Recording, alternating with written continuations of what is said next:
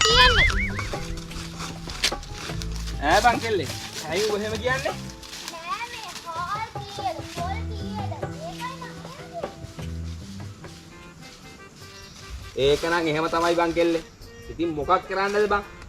රට යන විදිහට අපි යන්නත් එපායි. මෙන්න මෙහෙම වර යන්න.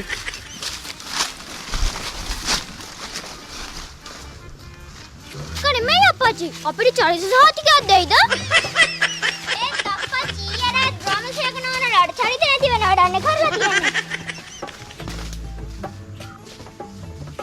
මේ කෙල්ලේ අතන ග්‍රාම සේවක නෝනෝ ඉන්නවා. ඔය ඕනෑම නැති දේවල් ඔතන එහෙම කියන්න යන්න එපා උඹ. තේරුණාද? ග්‍රාම සේවක නෝනා. සිරිපාල මොකද මේ පැත්තේ? නෑ මේ ග්‍රාම සේවක නෝනේ. අපි මේ කෙල්ල අලුත් ඉස්කෝලේකට දාන්න. කෙල්ලට චරිත සහතිකයක් ගන්න කියලා ආවේ. ඇනෝනේ මොකද මේ පොල් ගහ දිහා බලන්න කරන්නේ? නෑ මේ සිරිපාල හොන්දට පැහිලා තිබ්බ පොල් වල්ල හොරු කඩලානේ.